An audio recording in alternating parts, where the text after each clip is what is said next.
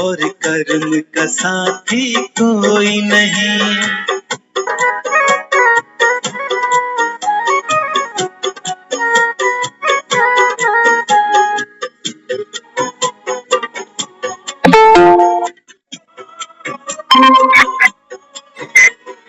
कांधे कांधे आई पत्नी, कांधे कांधे जाएगी।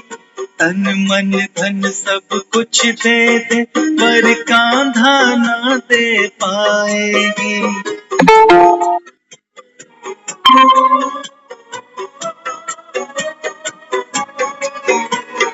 कांधे कांधे आई पत्नी, कांधे कांधे जाएगी। तन मन धन सब कुछ दे दे, पर कांधा ना दे पाएगी। सुख की साथी दुनिया है, और दुख का साथी कोई नहीं। सुख की साथी दुनिया है, और दुख का साथी कोई नहीं। जन्म के साथी मात पिता, पर कर्म का साथी कोई नहीं।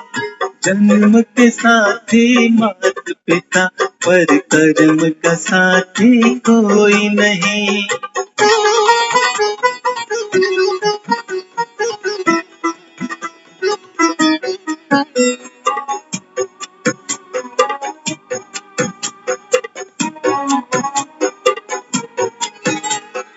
बेटी तो रोलेगी घर में, बेटा साथ न छोड़ेगा।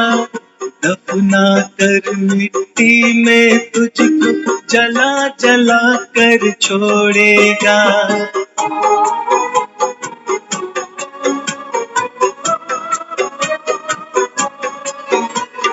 बेटी तुम रोलेगी घर में, बेटा साथ न छोड़ेगा। दफना कर मिट्टी में तुझको, जला जला कर छोड़ेगा। दम के हम दम लाखों है, बेदम का साथी कोई नहीं। दम के हम दम लाखों है, बेदम का साथी कोई नहीं। जन्म के साथी मात पिता, और कर्म का साथी कोई नहीं।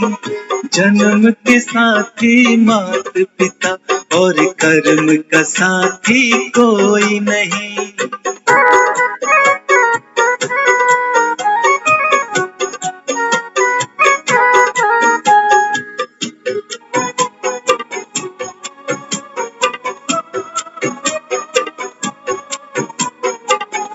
भाई भाई की खातिर 4 दिन ही रोएगा। अंतिम यात्रा में भाई को 4 कदम ही ढोएगा।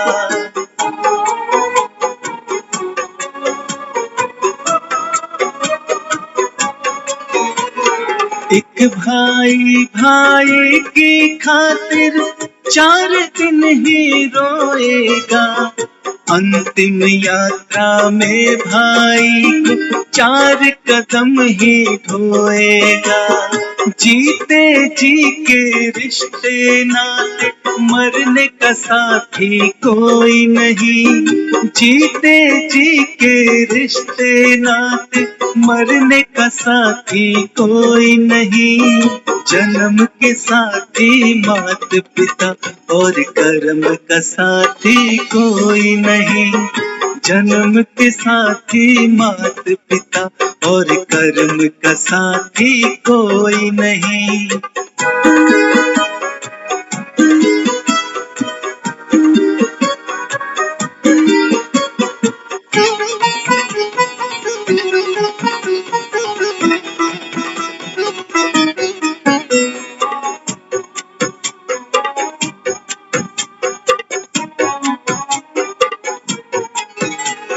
मित्र तुम्हारे शत्रु बनेंगे, वो भी मुख को मोड़ेंगे। ले जाकर शमशान में एक दिन तुझको अकेला छोड़ेंगे।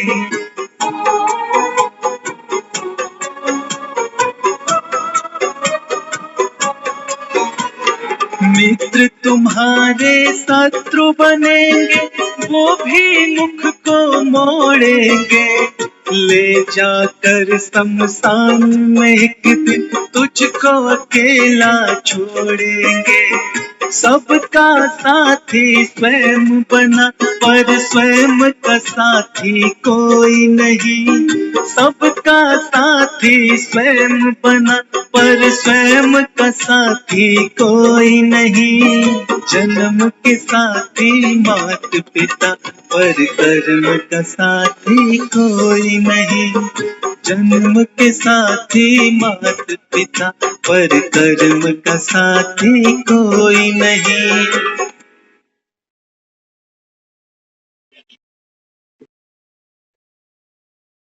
ओम शांति। ओम शांति सभी को। ओम शांति दीदी।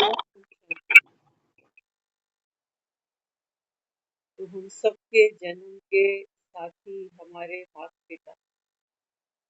सबकी जीवन की यात्रा एक ही जैसे शुरू होती है, लेकिन जीवन के पड़ाव, क्योंकि हमारे कर्म सबके अपने अपने। तो बाबा कहते हैं बच्चे अभी जीने के साथी बहुत मिलते हैं, लेकिन बाबा कहता है मरने का साथी कोई संसार में नहीं है। बीवी है, कंधे पे ही ले आते हो डोली में बिठा के, और बाबा कहता है ये कंधे पे ही रवाना भी हो जाती है। ये तन मन धन सब सौंप देती है, लेकिन ये कंधा नहीं दे सकती। हर रिश्ता, इसलिए बाबा कहता है कोई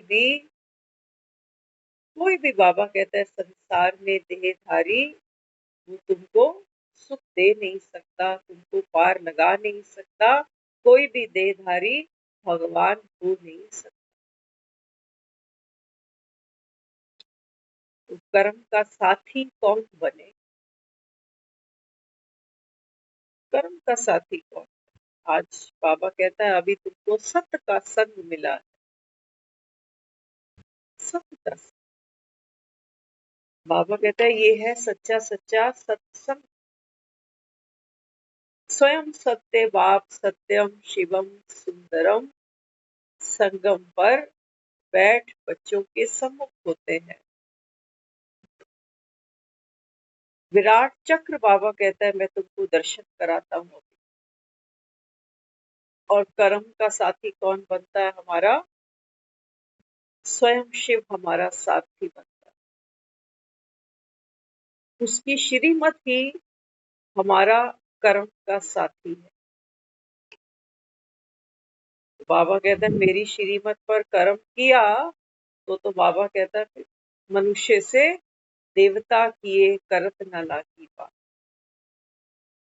बाबा कहते हैं बच्चे रावण के संग में, कुसंग में बाबा कहता है तुम्हें क्या मिला?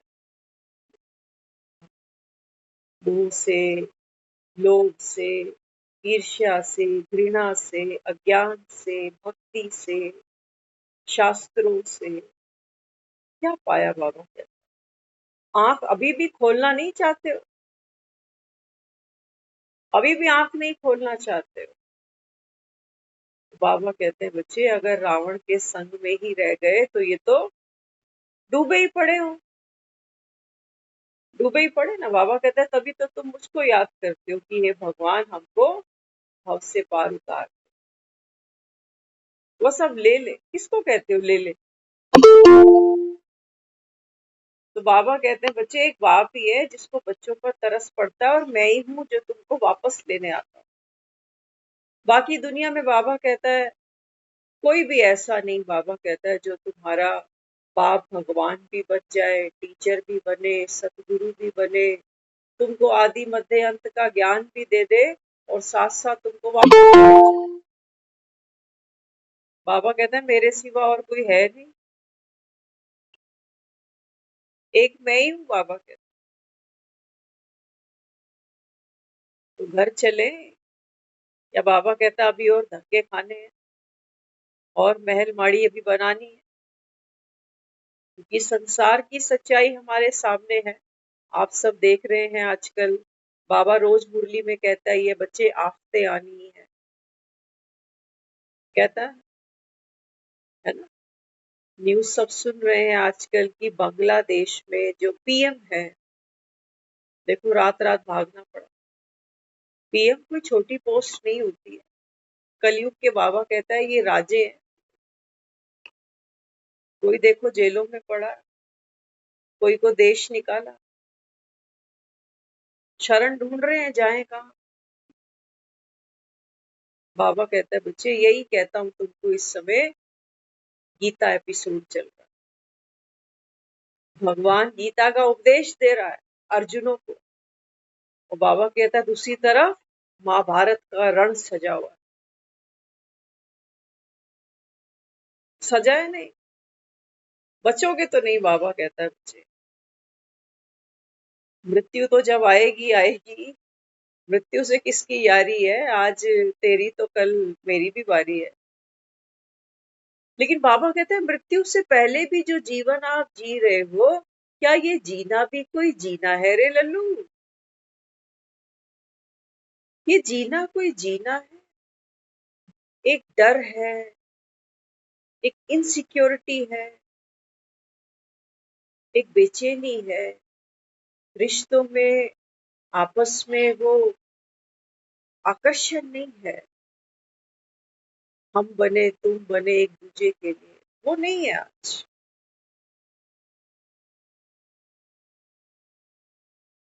तो बाबा कहते हैं बच्चे भंगोर को तो आग लग चुकी विकारों की, तो अभी क्या करना? यही सिकोगे पूड़ी की तरह अभी, और काली होएगी पूड़ी सिक सिक कर। लाल से काली हो ही जाएगी बाबा कहते, या तो वो करोगे। लेकिन जब वो गरम गरम तेल होगा ना, बाबा कहता है उसमें जब फ्राई किए जाओगे, आत्मा की स्थिति है। आत्मा जब दुख पाती है ना, तो बाबा कहता है फिर दुख से लाल पीली काली होती है। वहां तो पूरी दिखाते हैं, खुशी से फूल जाती है।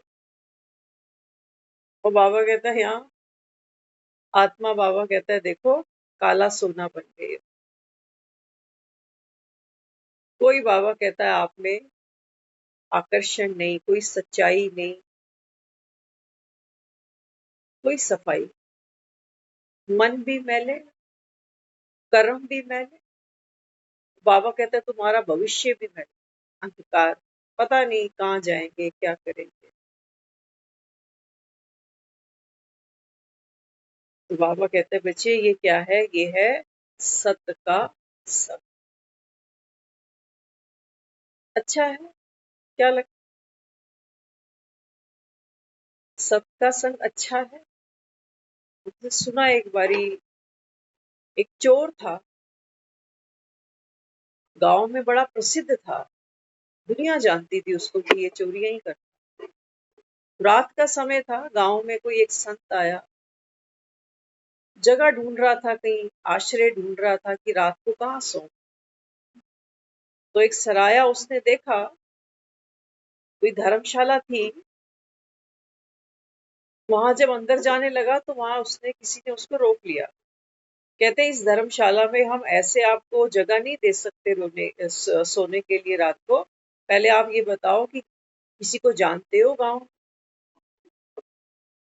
अगर कोई जान पहचान का जिसका मैं नाम लिख सकूं तब तो तुम सो जाओ। अनजाने आदमी को हम यहाँ नहीं सुलाते। संत था बेचारा, गांव गांव फिरता था, अब किसको जानता। तो धर्मशाला से बाहर निकलने लगा, कहते मैं तो यहाँ किसी को जानता ही। तो एक पेड़ की तरफ, एक झाड़ की तरफ सोचता है चलो जैसा भी समय है अब रात यहीं बिताता। रात का समय, तो जैसे ही वो झाड़ के पास पहुंचने लगा, उसकी नजर पड़ी एक आदमी पर। आदमी को देखकर कहने लगा भाई एक काम करोगे? अंधेरा था। उसने कहा बताओ। मैं तो वैसे किसी काम का हूं नहीं, लेकिन चलो क्या काम? उसने कहा देखो मैं तो यहाँ नया हूँ इस गांव में, रात को सोने का मुझे आसरा चाहिए। तो धर्मशाला में ये मुझे कहते हैं कि कोई पहचान वाला है तो बता दे, उसका नाम लिखेंगे तो तू सो जाना, नहीं है तो फिर बाहर ही सो। कहते तुम ऐसा करो, तुम मेरे साथ अंदर चलो और कहना कि मैं इसको पहचानता हूँ। ये तो चोर था, ये रात को चोरी के लिए निकला हुआ। अब उसको कहने लगा, कहता देखो मुझे अंदर जाके अपना नाम बताने में कोई एतराज नहीं, लेकिन अगर मैं वहां गया, मैंने अपना नाम बताया तो जगह तो तुमको तब भी नहीं मिलने वाली, क्योंकि चोर की रेफरेंस कौन मानेगा। कहता तो बात तो इतनी है ना, तुझे सोने की जगह चाहिए तो मैं तो रात को बाहर ही होता हूँ, चोरियां करता हूँ, चोर, तो तू मेरे घर में ही जाके सो जा। ये सन्यासी सोचने लगा कि मैं चोर के घर में सो जाऊं जा, लेकिन बाहर अंधेरे में जंगल में अकेले सोने, जहाँ जंगली जानवरों का भी डर है, तो सोचने लगा कि चलो एक रात की बात है, इसी के घर सो जाता। तो चोर ने अपना घर बताया, वो जाके वहां सो गया। जैसी सुबह हुई, चोर वापस आया अपने घर में, तो इसने दरवाजा खोला। चोर को पूछने लगा, बताओ कुछ मिला। चोर के चेहरे पर एक उत्साह था, एक आशा थी।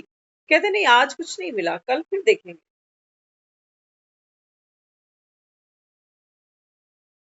तो सन्यासी को, क्योंकि चोर रोज रात को चला जाता था और सन्यासी भी सारा दिन अपनी फकीरी करता था और रात को इसी के घर आके सो जाता था।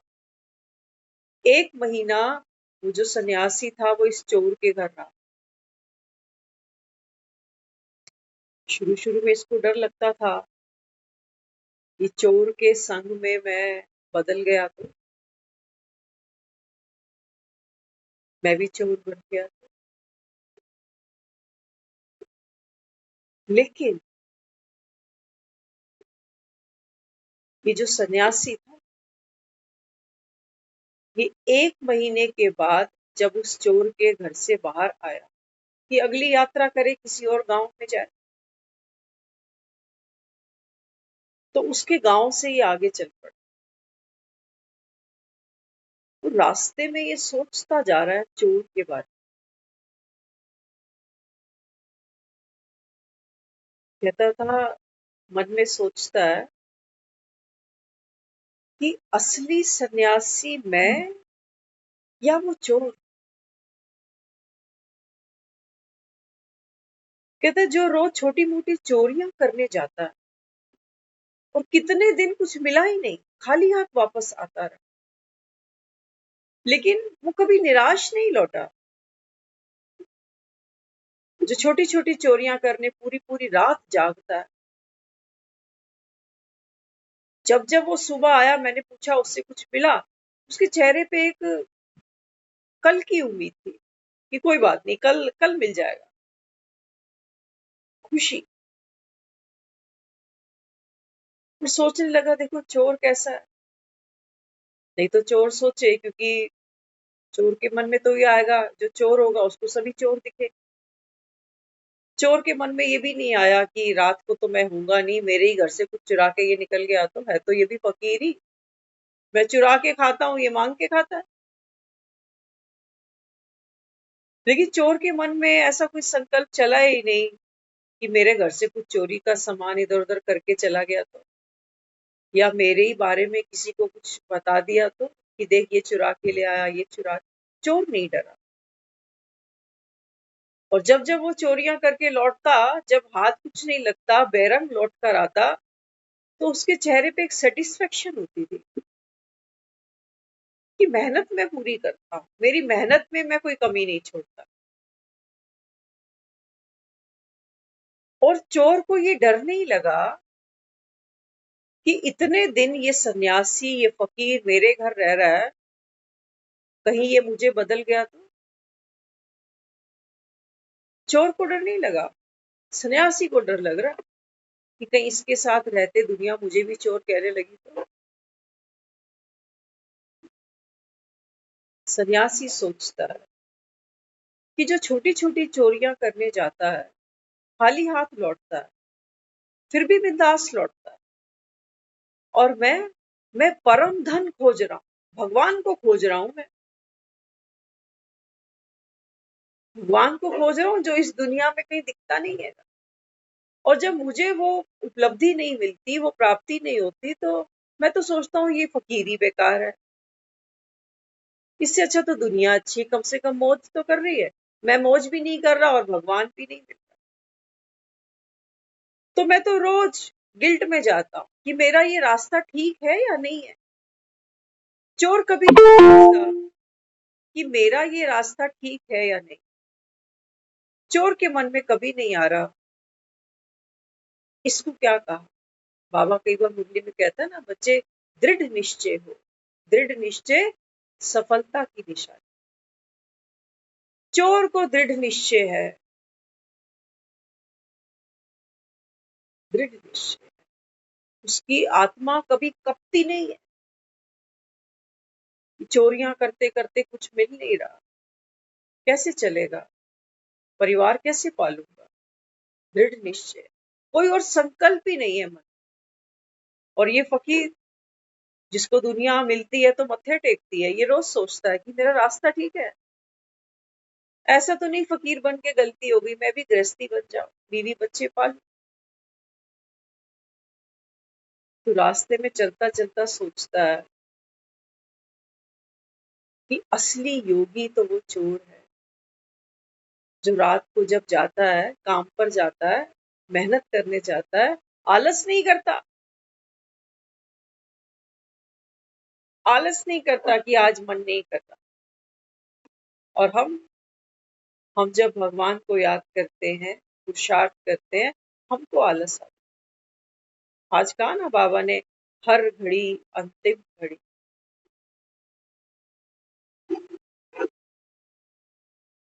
सुनने में भजन सुनते हैं, अच्छे लगते हैं, आंखों से पानी भी छलक जाता है। लेकिन माया इस रुई के गद्दे पर 63 जन्मों से इतनी गहरी नींद में सोई पड़ी है कि वो जागना, करवट ले लेती है। करवट ले लेती है, कभी सन्यासी बन जाती, कभी भोगी बन जाती, कभी इस करवट कभी उस करवट। लेकिन वो जागती नहीं, वो जाग कर देखती नहीं है। तो हमारा सबका संग, देखो, जिसने कुछ सीखना था वो चोर से भी सीख लिया। चोर भी देखो गुरु बन गया उसके लिए कि चोर में आलस नहीं है, चोर में नाउम्मीदी नहीं है, चोर अपनी बीइंग में खुश है। चोर ये नहीं डरता कि कोई मुझे बदल तो नहीं देगा। चोर पक्का है।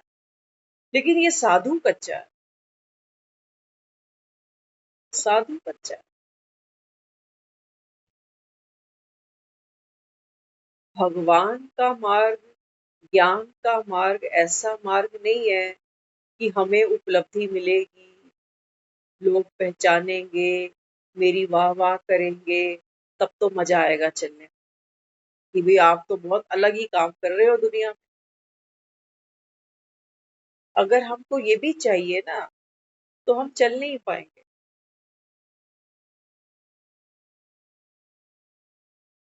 चोर इसलिए चोरी नहीं कर रहा कि बहुत पॉपुलर हो जाए, अखबारों में बड़ा बड़ा नाम छपे, या कोई इसको मेडल दे कि आज तक पकड़ा ही नहीं गया चोरी करते हुए।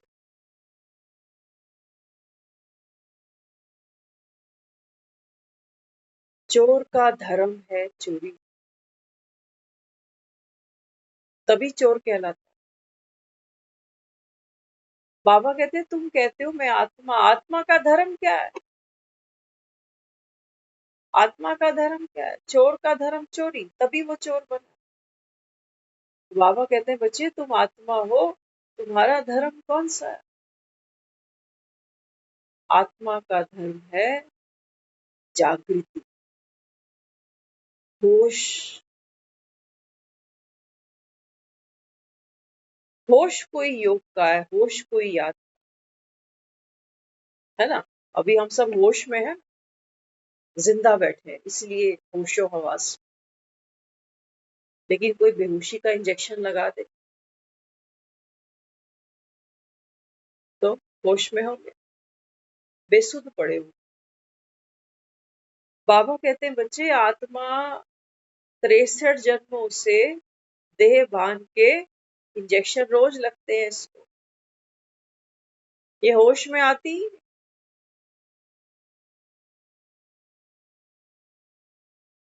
तो बाबा कहता है अभी सत का संग क्या करता है, तुम्हारा विष उतारता है। देखते हो ना, जब किसी को सांप काट जाता है तो लोग क्या करते हैं, विष उतार। बाबा कहता है बच्चे, जो 5 विकारों का विष तुम पर चढ़ा है ना, बाबा कहता है अभी मैं वो उतारता, इसीलिए हमने उसको नीलकंठ कहा है। सारा विष दे देते हैं उसको, लेकिन बाबा कहता है तुमको विष से भी प्यार है। देखा आपने, कई लोग बीमार होते हैं, दर्द बहुत ज्यादा होता है, तो क्या डॉक्टर साहब बस ऐसा इंजेक्शन दे दो हम सोए पड़े रहे, जागते हैं तो बहुत दर्द होती है, सोए रहे बस, दर्द का पता ना चले तो बेहोशी मांगते हैं।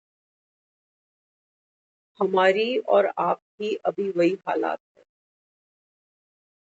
हम होश में आना नहीं चाहते। होश कौन सा है, बाबा कहता है तन में न्यारी आत्मा। ये 9 द्वार बाबा कहता है इस कोठरी के हैं, और आत्मा भीतर बैठी है। हंसी पड़ी आज सुबह जब हम उठे ना, आप बिलीव नहीं करोगे, आज सारा दिन एक बहुत अच्छी बात हुई अपने साथ में। कल की मुरली क्लास थी ना, विक्रम बेताल, हमने विक्रम बेताल पे करी थी।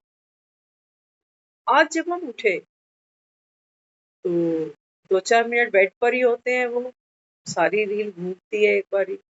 बाबा कहता है आत्मस्मृति को पक्का करो सबसे पहले। जब हम बेड से उतरने लगे ना, तब एक बार ख्याल आया कि कोई बेताल तो नहीं है पीछे जो धक्का मार रहा है, उठ जल्दी। जैसे ही आपको होश आता है ना, बेताल गिर जाएगा, आप खुशी से उठो। आज हमको बार बार ऐसा लगा, रास्ते में चल रहे थे, टाइम ज्यादा जा रहा था, तो अटेंशन दी, बेताल है कंधे पे लटका हुआ जो कह रहा जल्दी भाग। जैसे ही ये सोचा, पैरों में जो गति थी वो थम गई। अच्छा लगा। ये बेताल बार बार कंधे पे लटकता है, पता भी नहीं चलता आपको। ये है याद, ये है योग। बाबा मुरली में कई बार कहता है, बाबा कहता है अंत में तुमको ज्ञान काम नहीं आएगा, बेताल को लटकने नहीं देना, काम करो। बाबा ने कहा ना, कर्म का साथी कौन, बेताल। कंधे पे तो बाबा कहता है तेरे बेताल लटके पड़े हैं। कोई भी काम करते हैं तो बाबा कहता है चेक तो करो, बेताल तो करवा रहा है जल्दी जल्दी, खुशी भी नहीं है काम करते हुए, बस भाग रहे हैं, कर रहे हैं, जैसे वो बंधवा मजदूरी करता है ना, मजदूर दिहाड़ी पे। हमें तो किसी ने दिहाड़ी भी नहीं देनी, देनी है, कोई देता है दिहाड़ी, दिहाड़ी पे हमें कोई धन्यवाद भी नहीं देता। और हम वो हैं जो सारा दिन बेताल कंधे पे ही लटका हुआ है, और रात को जब सोते हैं ना, तो ये कंधे पे ही लटका रह जाता है, इसको उतारते। तो आज तो हमने यही योग बार बार किया कि जब जब बेताल दिखा ना, तो जैसे ही वो ज्ञान की तलवार संकल्प में आई, स्मृति में आई, बेताल उड़ गया। तो तू आइयो मत अब, ये कंधे तेरे लिए नहीं, है ना। तो बाबा मुरलियां दे रहा है। बाबा कहता है बच्चे, इस समय जो संग तुमको मिला, ये बाबा कहता है सत्य बाप का संग है। ये संग बाबा कहता है आत्मा को निर्भर करता है, निर्मोही बनाता है। अंत में बाबा कहता है बच्चे तुमको निर्मोही ही बनना। कोई बाबा कहता है व्यर्थ का ख्याल भी तुमको नहीं आना चाहिए कि ये दर्द है, वो दर्द है, शरीर है बाबा कहता है, और अंतिम है बाबा कहता है इस कलयुग के अंदर। ये भी हमारे पुरुषार्थ पे डिपेंड करता है कि अंतिम है या नहीं। अभी यहाँ क्लास में बैठने की अपनी पोजीशन नहीं बन रही थी, लेकिन एक ही संकल्प था कि नहीं, जब सब काम होते हैं तो ये क्यों नहीं होगा, सब करते ही हैं। तो बेताल को नीचे फेंका कि भाई तुम उतर नीचे। बेताल बार बार आएगा, हमको विक्रमाजीत बनने नहीं देगा। तो कहेगा आप बहुत थक गए आज आप आराम कर लो, कोई बात नहीं, कल कर लेना क्लास। ब्रह्मा बाबा ने अंतिम दिन भी क्लास नहीं छोड़ी थी। बच्चे कहते रहे बाबा आज तबीयत ठीक नहीं है, आज क्लास छोड़ दो। बाबा कहता है बच्चे हर घड़ी अंतिम घड़ी। रात को इस सरक गए कहीं तो पता चलता है। जो हालात दुनिया में चल रहे हैं ना अभी, बहुत अच्छे नहीं है। अगर किसी और कंट्री में कुछ घटता है, उसका इफेक्ट मेरे घर तक आता है। कहीं बाढ़ आती है, कहीं फसल खराब होती है, इसका प्रभाव मेरी जेब पर भी पड़ता है। ये दुनिया ऐसी नहीं है कि कहीं कुछ हो रहा है, नहीं, जहां भी कुछ हो रहा है उसका प्रभाव यहां तक आएगा। आएगा नहीं आएगा। अभी देखो बीच में फसलें खराब हुई, प्याज किस रेट पे गया, टमाटर किस रेट पे गए, आलू किस रेट पे गए, तोरी घिया टिंडे जो भी सब्जियां हम खाते हैं, फ्रूट्स हम खाते हैं। आज भी देखो जो बांग्लादेश में अभी चल रहा है, इसका इफेक्ट बहुत से लोगों पर आ रहा है, जो काम करते हैं स्टिचिंग का, कपड़ों का। लोगों के पास काम नहीं है। अर्थव्यवस्था एक देश की दूसरे से कनेक्टिविटी है। तो बहुत अच्छा। बाबा तो रोज ही कहता है, बाबा कहता है बच्चे हर घड़ी अंतिम है। जो खाना खाते हो ना, ये सोच के खाना कि बस आखिरी है, लंगर उठ गया। अभी चाय पियो, सोचना आखिरी है, पता नहीं आगे क्या होता है, मिलती है नहीं मिलती। ये भी पुरुषार्थ है, ये भी जागृति है, ये भी अटेंशन है, ये भी योग है। क्योंकि अगर हमको ज्ञान याद है तो माना बाबा भी याद।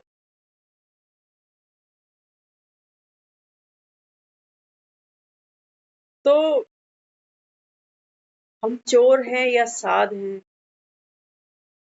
लेकिन बाबा कहता है बच्चे अब बाप के संग में जब बैठते हो तो बाबा कहता है हम रोज योग करते हैं, है ना, लेकिन जब हमको कोई प्राप्ति नहीं होती तो हम स्किप करना शुरू कर देते हैं।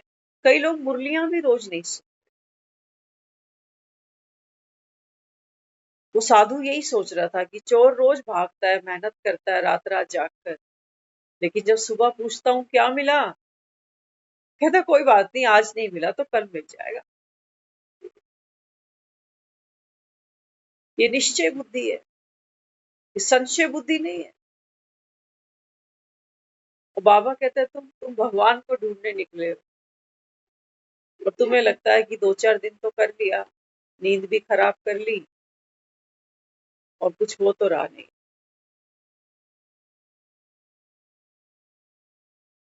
बाबा कहते हैं बच्चे तुम जागने का पुरुषार्थ करो, बाकी बाबा कहता है मेरे पे छोड़ो, मुझ पे छोड़ो, मैं संभाल लूंगा। तो बाबा कहते हैं बच्चे इस संसार में इस समय सब मनुष्य आत्माएं पापी हैं। जन जन्मांतरों का बाबा कहता है जो पापों का बोझा है वो तुम्हारे सर पर है। इसलिए बाबा कहता है तुमको याद की यात्रा बढ़ानी पड़ेगी, बढ़ानी पड़ेगी। बाबा कहता है फिर याद की यात्रा जब बढ़े तो बाबा कहता है फिर क्या हो। सोचो चोर अगर एक घर में जाके चोरी करता, लेकिन परिवार अगर बड़ा बन जाए तो फिर ये तो सोचेगा नहीं मुझे अब 2 घर में जाना पड़ेगा। बाबा कहते हैं बच्चे इस समय तुम दो काम करते हो। एक तो जो पापों का बोझा सर पे है, इसको बाबा कहते हैं जब आप मुझे याद करते हो तो ये पापों का बोझा जलकर भस्म हो जाता है। और दूसरा, बाबा कहते हैं पुण्यों का खाता जमा भी करते हो। पुण्य का खाता जमा भी करते हो। तो पुण्य और पाप, शास्त्रों में भी हमने इसके बारे में पढ़ा भी है, और जहां तक समझ में आई वहां यही कहा कि जब हमारे पाप कर्म बढ़ते हैं तो फिर नरक की यातनाएं भोगनी पड़ती हैं। कहीं है नहीं, बाबा कहते बच्चे यहीं पर ही देखो। जब पाप बढ़ता है मेरे अंदर, माना जब सोचो मेरे अंदर अगर मोह बढ़ गया, है ना, पाप माना विकार, तो बाबा कहते सोचो अगर आप में पाप बढ़ा, माना मेरा विकार बढ़ा, तो बाबा कहते फिर यातना तुमको क्या मिलती है? यातना तो देखो, मैं खुद फिजिकली फिट हूँ, लेकिन मेरा जिसके साथ मोह है, अगर वो बीमार है या उसने ही शरीर छोड़ दिया, तो बाबा कहता है तुम खुद मरण तुल्य बन जाते हो। ये यातना है नरक की, और बहुत ये यातना तो हमने भोगी हुई है, हमें मालूम है। मरा आदमी मुर्दे के समान हो जाता। बाबा कहता है लेकिन जिसके मोह में तुम जीते हो, तुम्हारा जीवन भी तो बाबा कहता है मरे के समान हो जाता है। होता है नहीं होता? लोभ देखो, बाबा कहते हैं जब आप में लोभ का पाप बढ़ता है तो क्या होता है? नींद नींद उड़ जाती है। हाय पैसा, हाय पैसा। फिर बाबा कहता है फिर क्या क्या सोचते हो? फिर सोचते हो, दुकानदार होते हैं ना, तो दुकानदार सोचता है इसकी दुकान ना चले, मेरी चले, मेरे पर ग्राहक आए। करते हैं ना, कितना कुछ हम करते हैं। हम देखते हैं कोई दुकान में गंगा जल छिड़क रहा है। कल ही देखा हमने, शाम को हम आ रहे थे तो वो प्लास्टिक की छोटी सी आती शीशी सी, उसमें वो शाम के समय भी गंगा जल छिड़कता है। किस लिए? क्या होगा गंगा जल छिड़कने से? हाँ, ये आटा, दाल, चावल, चीनी, इस पर थोड़ी गंगा जल छिड़कने से ग्राहक बढ़ेगा। बाबा कहते हैं बच्चे तुम्हारे पास ग्राहक कब बढ़ता है? जब मेरी इंटेंशन, आज किसी ने बहुत अच्छी एक वीडियो शेयर की है ग्रुप में डॉक्टर्स के बारे में, है ना, किसी ने अपनी लेबोरेटरी शुरू करी, तो वो बता रहे थे, वो कहने लगे, कहते हैं जब मैंने ये लैब शुरू की तो मेरे पास में टेस्ट कराने लोग आते ही नहीं, काफी महीने बीत गए। तो कहते हैं फिर मुझे किसी ने बोला कि ऐसे नहीं आएंगे लोग, आप जाके हॉस्पिटल्स में, क्लिनिक में जाके डॉक्टर्स के साथ मिलो, जब वो लोग रिकमेंड करते हैं तब ये लोग आप तक आए। तो कहने लगा जब मैं डॉक्टर्स के पास गया, अप्रोच करी कि भी मेरी यहाँ पर लैब है, आप टेस्ट के लिए लोगों को भेजो, तो कहते हैं डॉक्टर्स ने कहा हमें क्या देगा, कितनी कमीशन देगा, 40% देगा कि 50 देगा, तब तो भेजेंगे, नहीं तो क्यों भेजेंगे। तो कहते हैं मैंने भी नया नया काम शुरू किया था तो कमीशन देनी शुरू कर दी, लोग आने शुरू हो गए। जो टेस्ट 50 रुपए का था, मैं 200 रुपए लेता था। और वो एक बहुत अच्छा उन्होंने क्वेश्चन पूछा, वो कह रहे हैं कि ये बेसन टेस्ट क्या होता है? मैंने इसके बारे में, हमने भी आज ही सुना, हमें नहीं पता था इसके बारे में। वो कहते हैं जैसे कई लोग आते हैं ना ब्लड टेस्ट कराने के लिए, तो ब्लड का जो सैंपल होता है उसको बेसन में फेंको, और रिपोर्ट तो सब नॉर्मल है क्योंकि डॉक्टर जानता है पेशेंट को कोई बीमारी नहीं है। तो जो 5-7 टेस्ट कराने होते हैं वो टेस्ट भी डबल कराओ। तो वो कहने लगा, जो लैब का ऑनर था, कहता है कई साल ये चलता रहा, लेकिन एक ट्रेजिडी मेरे अपने ही घर में हो गई, तब आंख खुली, तब पता चला कि ये पाप का पैसा है। ये तो रास्ता गलत है पैसा कमाने का। तो कहने लगा, फिर मैंने डॉक्टर्स के साथ में कांटेक्ट धीरे धीरे, उस लैब वाले ने बताया, जब मैं वही टेस्ट लोगों का 50 रुपए में करता था, लोग आते नहीं थे। वो कहते थे फेक रिपोर्ट तो नहीं देगा, 50 रुपए में कोई टेस्ट हो रहा है? दुनिया 300 400 600 रुपए लेती है कि टेस्ट की, ये 50 रुपए में कर। ये हम सबकी सोच है। अभी कुछ महीने पहले आपने सुना होगा, प्रधानमंत्री एक योजना बनी है जिसमें दवाइयां मिलती है ना? हमारे यहाँ पर भी वो है एक शॉप। लेकिन मजे की बात है, हमने किसी से सुना, सरकारी हॉस्पिटल वाले ने किसी को बोला, कहते हैं हार्ट पेशेंट है ये, इसकी दवाइयां वहां से मत ले आना, वहां नकली दवाइयां हैं, असली दवाइयां बाहर केमिस्टों से खरीदना, वहां मत चले जाओ। तो हमने किसी से बात की, मैंने कहा ये क्या पॉसिबल है? अच्छा, किसी ने हमें कुछ दिन पहले बताया, कहते हमें मेडिसिन खरीदनी थी डायबिटीज की, तो सामने देखा ऐसी एक शॉप थी, प्रधानमंत्री योजना, तो हम वहां गए। कहते हैं जो दवाई मुझे 600 रुपए की मिलती थी, वो यहाँ से मुझे 300 रुपए में मिली है, 1 महीने की दवाई, हाफ रेट पे। तो हमने उनको बोला, हमने कहा हमने तो सुना है यहाँ फेक दवाइयां मिलती हैं। तो उन्होंने कहा कि नहीं, देखो, जो स्कीम प्रधानमंत्री के नाम से लागू की गई हो, है ना, और इसमें अगर फेक दवाई मिलेगी, तो सोचो फिर ये पीएम की वैल्यू क्या रहेगी। तो ये भी एक बहुत बड़ा षड्यंत्र कह सकते हैं, या रब जाने क्या है। तो वो लोग कहते हैं यहाँ से दवाइयां नहीं खरीदो, यहाँ नकली दवाई। हम तो ये मानते हैं, सचमुच आपको कह रहे हैं, दवाइयां सब खा रहे हैं, खा रहे हो ना, कोई 2 साल से, कोई 6 से, कोई 8 से, कोई 10 से खाए जा रहे थे। बीमारी तो खत्म नहीं हो रही, बंदा खत्म होने को आ रहा है। इसको नहीं कहोगे फेक दवाइयां हैं, इसको हम फेक दवाई नहीं मानते। बंदा चल बसेगा, दवाइयों के बंडल पड़े रहेंगे।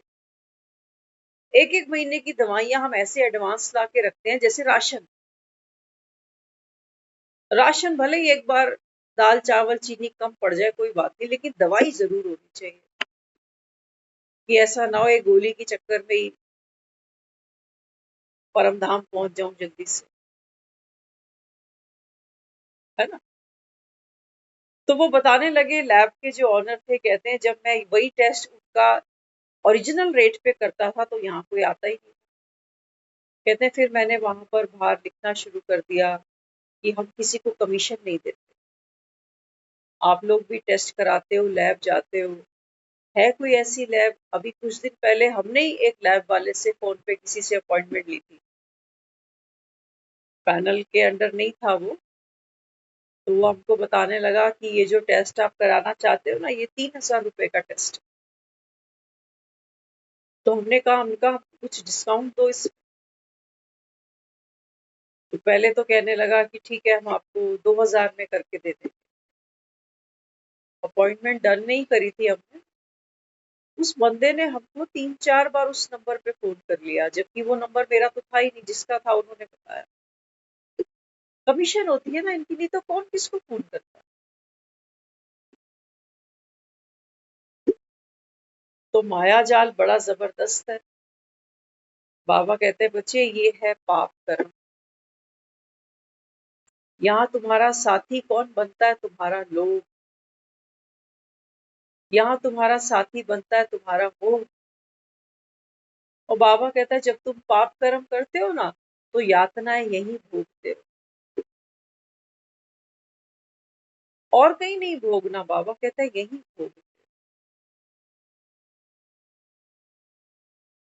वो कहने लगे, कहते हैं कि ये भी सोचने की बात है, हॉस्पिटल्स में हम सब जाते हैं, इमरजेंसीज में भी हम लोग कई बार जाते हैं, तो कहते हैं वो डॉक्टर्स एक लैंग्वेज में ऐसी बात करते हैं पेशेंट्स के साथ या अटेंडेंट के साथ, कि अगर अभी आपने पैसा ऑन टेबल नहीं रखा तो पेशेंट गया।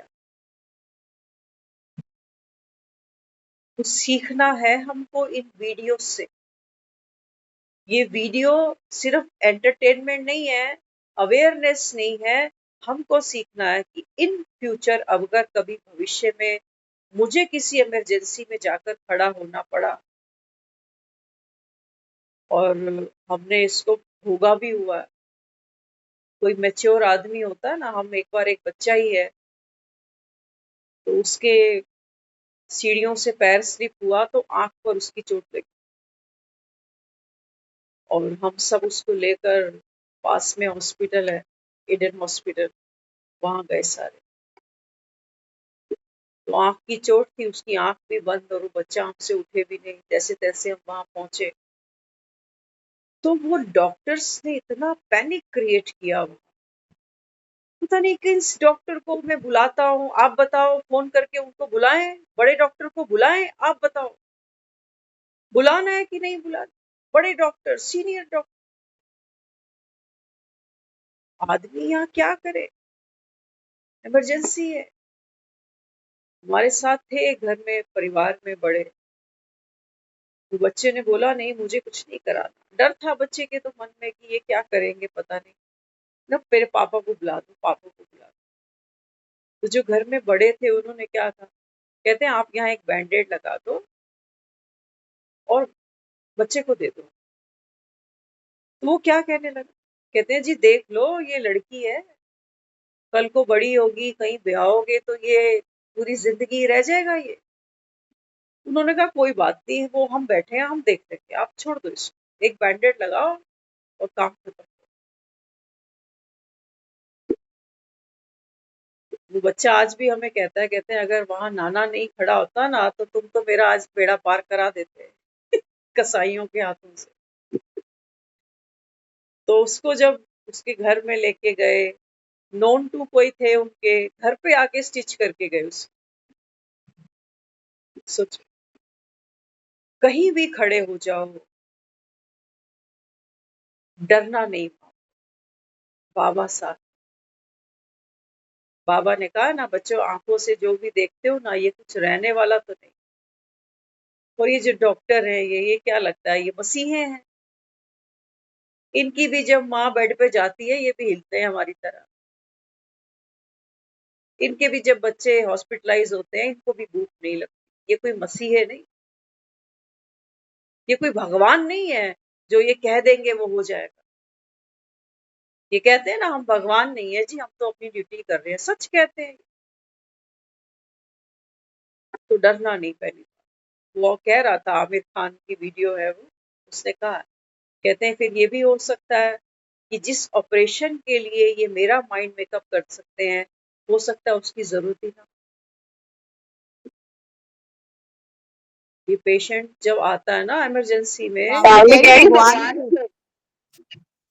हाँ हाँ, पावली कह रही है वो भगवान थे। वो भगवान थे, बिल्कुल।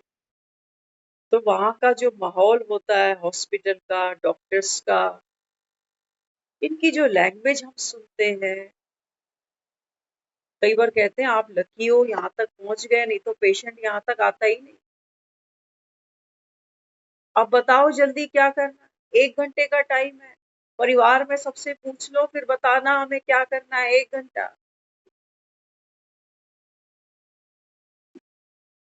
1 घंटे में वो सोचता अगर मैंने यहाँ नहीं करी, पैसा यहाँ लाके यहाँ नहीं रखा तो पेशेंट तो गए,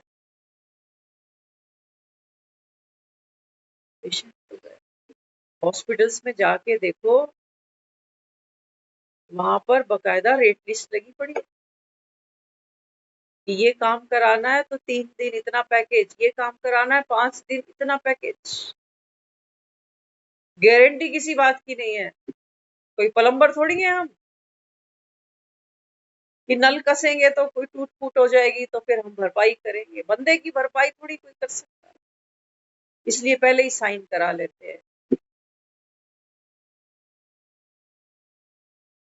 तो इसलिए बाबा अपने को क्या समझाता है, बाबा कहते हैं बच्चे कर्म तो आत्मा करेगी। ड्रामा में जो जो सीन सामने आएंगे, बाबा कहते हैं वहां आपको इनेक्ट तो करना पड़ेगा, है ना। हॉस्पिटल भी जाना है, लोगों के साथ डील भी करनी है। बाबा कहते हैं जब तक आप लोगों के संबंध संपर्क में नहीं आओगे, तब तक बाबा कहता है ना तो तुम्हारे पाप कर्म मिटेंगे और ना ही पुण्य का खाता जमा होगा। Most important. कमाने के लिए भी पैसा बाहर जाते हैं, लोगों के संपर्क में आते हैं तभी तो कमाते हैं। ऐसा ही है ना, कमाने के लिए भी लोगों के संपर्क में जाना पड़ता है और खर्चने के लिए भी। कभी राशन की दुकान पे, कभी रेस्टोरेंट में, कभी फिल्म थिएटर में, कभी बस में, कभी गाड़ी। तो बाबा कहते बच्चे ऐसे ही तुम्हारे पाप कर्म या पुण्य कर्म, पापों को अगर बाबा कहता है बोझा भस्म करना है तो क्या करना पड़ेगा? बाबा कहता है ये बेताल को पहले कंधे से मार फेंको। बेताल को कह दे देख भाई हॉस्पिटल खड़ा हूँ, इमरजेंसी में आया पड़ा हूँ, जो होना है रब की रजा होगी, मैं भी राजी हूँ, जो मेरा बेस्ट पार्ट है ना वो मैं कर रहा हूँ। और मेरे दिल की दुआएं हैं, जिसका जितना जीवन है उतना तो उसके पास है ही, किसी की मौत को दुखद तो नहीं बना रहा ना, अच्छी इंटेंशन से लेके आया हूँ, जो होगा अच्छा ही। या तो इसको मुक्ति मिल जाएगी उसमें भी अच्छा ही है, या ये भला चंगा हो जाएगा उसमें भी अच्छा ही है। बेताल नीचे चढ़ने नहीं देना इसको कंधे पे, ये बहुत कस के पकड़ता है गर्दन मेरी कि हाय क्या करूं, हाथ पैर फूल रहे हैं, किसको फोन लगाऊं। अक्सर आपने देखा होगा जब जीवन में कोई ऐसी ट्रेजिडी सामने आती है तो हमें कुछ सूझता भी नहीं है कि करें क्या, किससे बात करूं, किससे राय लूं, क्या करूं क्या नहीं करूं। होता है ना ऐसे? इसका मतलब चोर अपने धर्म को भूल बैठा।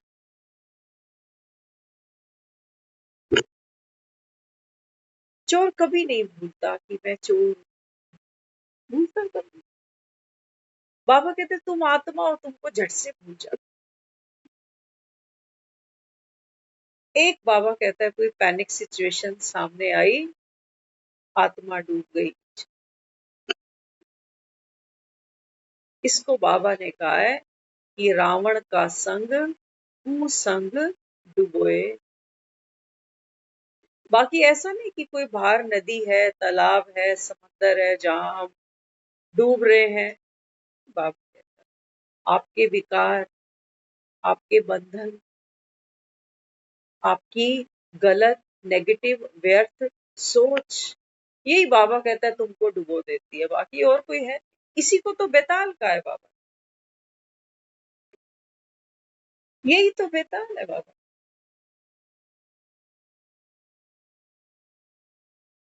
तो सत का संग है, कर्म का साथी भगवान की श्रीमत है। इसलिए बाबा अपने को रोज कहता है बच्चे अमृत वेले उठ करके ना, सबसे पहले बाबा कहता है अपने आप को याद दिलाओ कि मैं राजा विकर्मा जीत हूँ। जीती है मैंने हर जंग, कई बार जीती है, दुनिया से मुझे कुछ लेके नहीं जाना। माँ बहुत प्यारी है लेकिन यही छूटेगी। अभी गीत सुन रहे थे ना, ये भाई बहन बहुत प्यारे हैं लेकिन थोड़ी देर ही संभालते हैं। मित्र बड़े प्यारे हैं, ये भी शमशान में अकेले छोड़ के निकल लेते हैं। तो बाबा कहते हैं ये सब बेताल बनते हैं। किसी की माँ अगर चली जाए ना, माँ तो बेचारी चली गई, कोई नया शरीर ले ही लिया, लेकिन बाबा कहते हैं उसकी स्मृति तुम्हें बेताल बन के दुख देती है, जकड़ी हुई है आत्मा जैसे कि है वो जो सुख था वो आज नहीं है मेरे पास, ये बेताल, इसको फेंको नीचे। जो मिला जितना मिला धन्यवाद। जीवन चलने का नाम है, वो भी मनुष्य आत्मा है, उसकी भी हड्डियां देते देते 50-55 में आप सोचो, 60-70 में सोचो, 80 साल में सोचो, माँ उतनी हड्डियां थोड़ी तोड़ती है बच्चों के पीछे जो 25-30 साल में तोड़ देती है।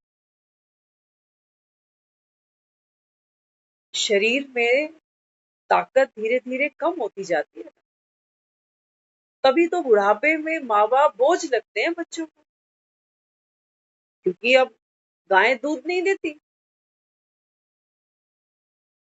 अब तो बिना मतलब चारा डालना पड़ता है। तो जिन घरों में पेंशनें आती है ना, वो बुजुर्ग लोगों को अच्छे लगते हैं। तो जिन घरों में पेंशनें नहीं आती, इन्हें अपनी शरण में ले ले राम, इन्हें ले ले। सच्चाई है दुनिया की, आंखें बंद करने से सच्चाई नहीं पलट जाती। तो बाबा आज की अगर मुरली लेते हैं, बाबा बार बार यही कहता है कि बच्चे अभी क्या करना पड़ेगा, सत्य के संग में आना ही पड़ेगा। एक ही बार आता हूँ, एक ही बार देता हूँ। तो बाबा कहता है सुबह उठते ही हर कर्म हमारा, जैसे सांस चल रही है ना शरीर में, लगातार चल रही है, बाबा कहता है ऐसे ही स्नेह का धागा पकड़, हर कर्म करते, रोटी खाते, पानी पीते, चलते बैठते, बोलते हंसते, बाबा कहता है हर कर्म में साथी मुझे बना। और भगवान को साथी बनाना, राम कैसा है, सुखदाई है, तभी तो उसको याद किया। तो बाबा कहते हैं बच्चे हर कर्म करते हुए सुख स्वरूप बन जाओ। अब मांगना नहीं कि इतना करता हूं तो भी कोई नाम नहीं है, मैं ही करता हूं, मैं नहीं, बाबा कहता है सुख स्वरूप बनो। बाबा ने आज कहा है मुरली में, जब तक तुम सतो प्रधान नहीं बनते, तब तक बाबा कहता है तुम सुखी हो ही नहीं सकते। चले जाओ, बाबा कहता है दुनिया के किसी भी कोने में, किसी भी बाबे महात्मा के पास जाकर बोलो हमें सुख दे, बाबा कहता है कोई दे ही नहीं सकता। जब तक तुम खुद सुख स्वरूप नहीं बनोगे, तब तक बाबा कहता है सुख है ही नहीं। तो इसके लिए बाबा अपने को क्या कहता है बच्चे, बाप समान पर। तो भगवान तो अपने आप में, हम सभी बार बार कहते हैं अजन्मा है, बाबा कहता है तू भी अजन्मा है। आत्मा का जन्म तो हुआ ही नहीं, इसलिए कहते हैं आत्मा मरती भी नहीं। हाँ, शरीर का जन्म होता है। तो बाबा कहता है शरीर फिर गिरता भी, तुम बाबा कहता है खुद को शरीर ही मानते हो। थोड़ी सी तबीयत खराब हो जाती है, हमारे चेहरे लटक जाते हैं, लटकते हैं नहीं लटकते। बाबा कहते हैं देखो देह भान कितना कड़ा है, डर लगता है पता नहीं ठीक हो पाऊंगा कि नहीं, कोई करेगा कि नहीं। बाबा कहते हैं ये चोर अपना धर्म ही भूल बैठा। विक्रमाजीत, कितने शरीर बाबा कहता है तुमने लिए, कितने शरीरों से बाबा कहता है तुमने अनंत सुख दुख भोगे, और बाबा कहता है अंत में ये शरीर छोड़े भी तुमने कितनी बार, पुनरुक्ति हुई बाबा कहता है बार बार, लेकिन फिर भी तुम बेखबर, बेहोश। क्योंकि जब बच्चा दुनिया में आता है तब भी बेहोश है, दुनिया से कोई जाता है तब भी बेहोश है। इसीलिए तो हमने कहा भगवान सोए सोए ले लियो। माना हम उस, एक दरवाजा देखते हो घर के अंदर, चौखट होती है ना दरवाजे, उस चौखट को लांघना हमारे लिए बड़ी आम बात है, दरवाजे से अंदर बाहर होना सारा। बाबा कहते हैं बच्चे मृत्यु भी एक द्वार के जैसे समझना। कृष्ण कहता है वहां अर्जुन को, कभी सुनना उसका वो गीता उपदेश जो टीवी सीरियल वाले दिखाते हैं, वो कहता है जन्म भी मैं, मृत्यु भी मुझ में ही आते हो, मुझसे ही जाते हो। जो विराट रूप दिखाया ना, वहां दिखाया है कि एक मुख से ऐसे दुनिया है वो निकल रही है उसके मुख से, और दूसरे मुख में समाती जा रही है, निकलती जा रही है, समाती जा रही है, निकलती जा रही है, समा, एक चक्र चल रहा है। वो कहते हैं जन्म भी मैं, मृत्यु भी। तुम व्यर्थ डरे मृत्यु से, कि पता नहीं कि अच्छा जब रोज किसी की तबीयत पूछते हैं ना, सचमुच फलाना ठीक है, फलाना ठीक है, बाबा कहते हैं बच्चे योग से अपने अंदर ताकत भर, तो बार बार मन दुखी नहीं होगा दूसरे के लिए, ठीक है ठीक है ठीक, अरे ठीक है। बाबा कहते हैं ड्रामा ठीक है, बाकी तुम मारो गोली, किसको ठीक करोगे तुम? अपनी तबीयत बिगड़ती है वो तो तुमसे ठीक नहीं होती, तो तुम किसके हाल लेते हो बार बार? ड्रामा ठीक है तो सब ठीक है, भगवान कह रहा है ड्रामा ठीक है, प्रभु पसंद है। इसलिए बाबा कहते हैं बच्चे अपनी स्थिति को संभालो। तो सत का संग माना बाबा का संग, बाबा की श्रीमत, मेरा हर कार्य, जैसे वो चोर है ना, मेहनत तो रोज कर रहा, लेकिन अगर खाली हाथ भी आता है तो दिल नहीं दुख पाता उसका कि मैं करता ही जा रहा हूँ, मिलता तो कुछ है, क्योंकि चोर को पता है कि मेरी विशेषता ही चोरी है। बाबा कहते हैं बच्चे क्या तुमको पता है कि आत्मा की विशेषता ही क्या है? प्रेम, सुख। कुछ भी करो बाबा कहता है तुम दुनिया में चाहते तो यही हो। तो इसके लिए बाबा कहता है अभी क्या करना है, जो व्यर्थ सोच है, नेगेटिव सोच है, बाबा कहता है इसके संग में नहीं आना। ये बेताल बाबा कहता है कंधे पे लटकते ना पाए, फ्री होके चलो, खाओ सो, यही सत का संग है। कर्म करो, कर्म का बंधन हमें पीछे से हंटर नहीं मारे कि कर जल्दी कर कर कर। उस करने में पीड़ा अनुभव नहीं हो, उस करने में हमको सुख अनुभव कि ये मेरा टैलेंट है और मुझे अपने टैलेंट को निखार। राम नंबर देगा, दुनिया दे ना दे। खूब शांति।